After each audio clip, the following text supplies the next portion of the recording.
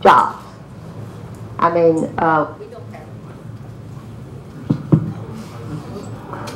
we don't have enough jobs and enough good jobs.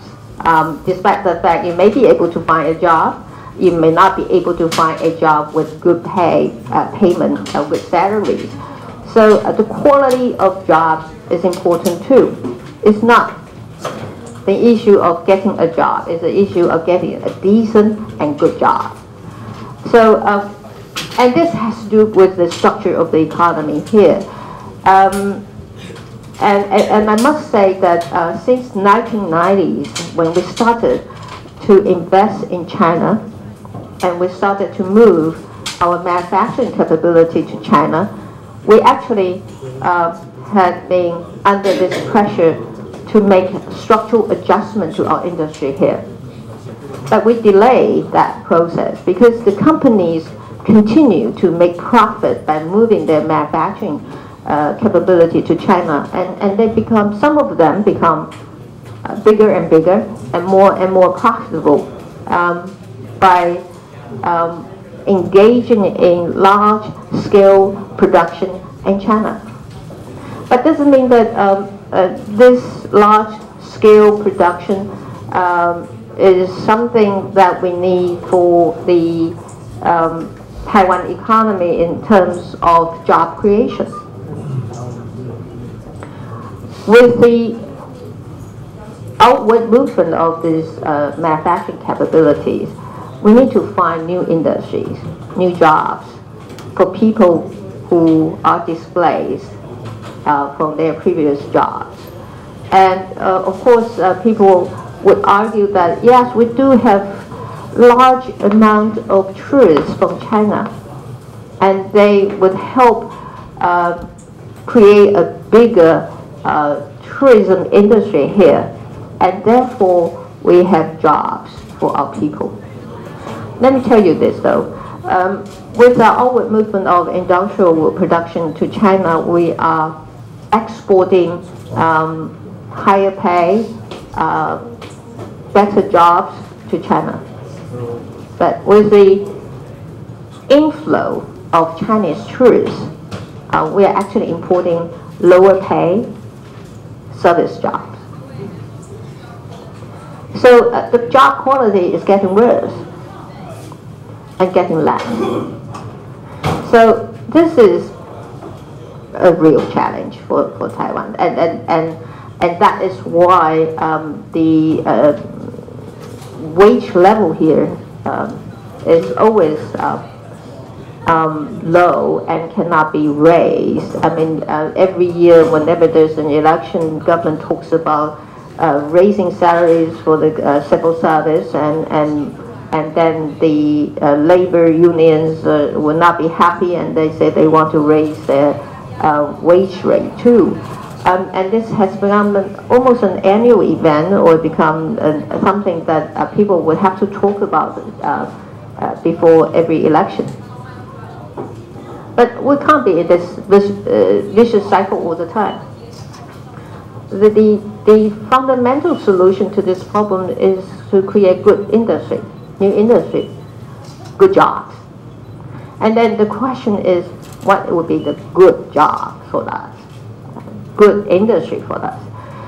My argument is that the new industry, the new job opportunities have to be environmentally friendly and with high added value, with high knowledge content, and essentially I'm talking about R&D industry.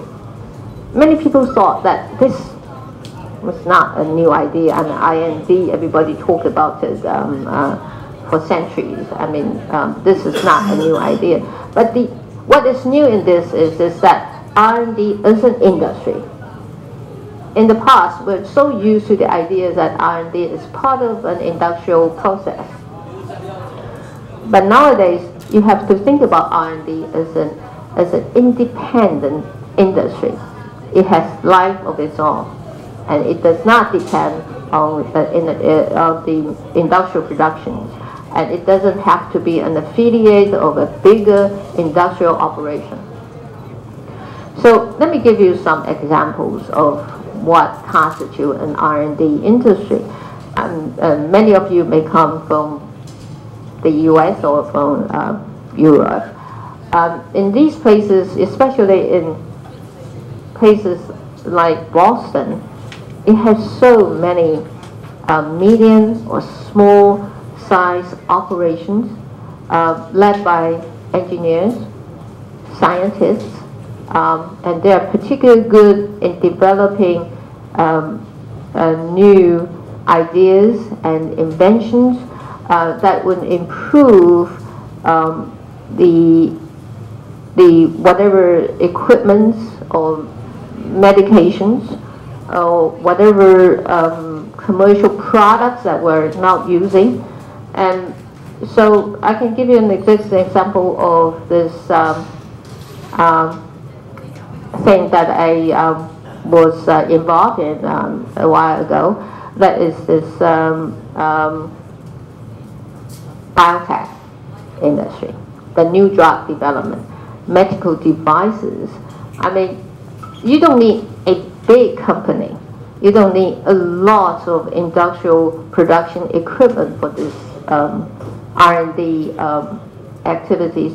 What you need is a group of good people together, and scientists plus engineers plus good doctors and good business development people, of course good lawyers, and they all together to design and develop innovations or inventions in this area.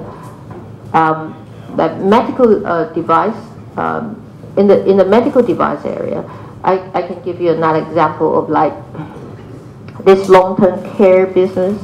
If you want to take care of a very old and sickly person far away, and you need some electronic devices to monitor what he or she is doing every day without being with this particular person physically. And this electronic device is actually a new thing in the medical world. And then you need engineers, you need doctors, and you need scientists to work together. And you need business development people to develop that product so that you can make it commercially meaningful. So things like this are high knowledge content, is high tech, is high value added, and it would create jobs for people that are not able to find jobs with the bigger companies. So this is the kind of thing that we need to develop, because we got good scientists here, we got good engineers here, and we have good doctors here. But if they are hired by the big companies here, like the hate to mention this, SMC, or they are hired by a big hospital. What about if these companies, if they lose competitiveness in the world market, then these people will be discharged and they will not be having jobs. But think about it, if they go out and have their own little operation and they work with a group of friends, scientists or engineers and business development people, and they develop good inventions, good products, and they will be able to trade that product in the international market and sell it to whoever in the international market that can offer the best price. We have been talking about that for years, but the most important thing is that we have never been able to establish a platform for these people to work together, and we have not been able to find the right kind of investors to give them money to finance them. So essentially what the government needs to do is to build an infrastructure for these people to work together in a meaningful way, and to bring in the investors to give them the kind of money they need and then to help them to sell whatever product they develop to the international market. So that is one thing. And second thing is that we have forgotten our agriculture sector for a long while. We thought that agriculture is a retired sector. And when we talk about agriculture, we talk about agriculture subsidies. And we talk about income subsidy to the farmers. And we talk about this sector as being a burden to the economy here, because people are so used to the idea of industrial production. But think about it. Agriculture was a very important part of the Taiwan economy. And it can be, in the future, an equally important part of the Taiwan economy, an even more meaningful part of the Taiwan economy. We have good agriculture technology. We have good farmers. We have good agricultural products. It's just that we just don't know how to sell them in the international market. When I may be a little bit old to say this story. When I was a student in the 80s, I was trying to find this fruit. It's called lychee in the American market, and I found these very ugly lychees in the supermarket. The skin was so dark and black. It's very dark, and they didn't look nice, but they were very expensive. But here, you've been living here for a while, and you enjoy the lychee here. It's not expensive. Sometimes it's so cheap that you eat so much that you get sick. The problem is, what's wrong with the marketing? I mean, if this is a popular fruit in the American market, or in the market somewhere else, why can't we find a way to ship the product and to sell it through the right channel to get them sold at the right price?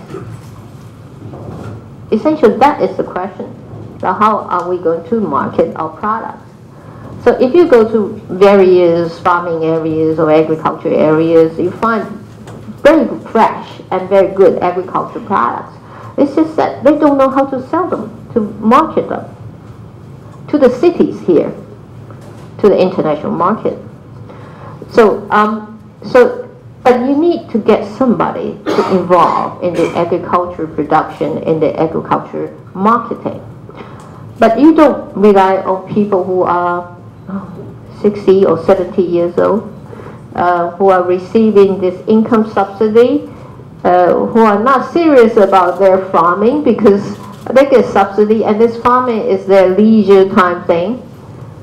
You need to get professional farmers to be there. And professional farmers who know how to improve their production, professional farmers who know how to connect their productions to the consumers in the cities, and farmers who know how to sell their products in the international markets. And there are already modern professional farmers in different places, but they're just not enough numbers. So what we intend to do is to have a comprehensive program for people now working in the city and trying to and having problems of maintaining their career in the cities, to go back to the counties, to the agriculture areas, to start their new career. I mean, they are very well educated, and then have been living in the cities for a while, and they know how to connect with the cities and the rest of the world. So what we intend to do, and people some people were a bit skeptical about this plan of mine, is just to ask people to move back to the agriculture area and to start modern farming and modern agriculture marketing. And then with that, we will encourage R&D activities to move to these farming areas, and we encourage artists time is up.